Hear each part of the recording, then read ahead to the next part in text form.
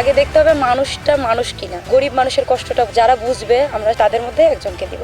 তরুণ ভোটাররাই বাংলাদেশের উজ্জ্বল ভবিষ্যৎ নিয়ে আসবে। আমি আশা করি এইবার এই ভোটটা বাংলাদেশের জন্য, ইতিহাসের জন্য রোল মডেল হয়ে থাকবে। যে জনগণের সেবা করতে চাই, জনগণের সমস্যাগুলো নিয়ে চিন্তা করে, এমন প্রার্থীকেই আমি এমপি হিসেবে দেখতে চাই। কোনোভাবে চাপ সৃষ্টির কারণে যেন আমার ভোট দিতে না হয়, আমি নিজের ভোটটা নিজে দিতে পারি। আমরা চাই যে নির্বাচনে আমরা নিজেদের ভোট নিজে দিতে পারি, পরিবেশটা সুশৃঙ্খল থাকবে। আমরা যেরকমভাবে ঈদ উদযাপন করি নির্ভয়ে নির্বিশেষে, সেইভাবে যেন অবশ্যই প্রশাসনিক পরিবেশ ভালো থাকে। যারা দারিদ্রতার কারণে পড়াশোনা করতে পারে না তারা যেন উচ্চতরে নিয়ে যেতে পারে, সেটা যেন দেখে সরকার।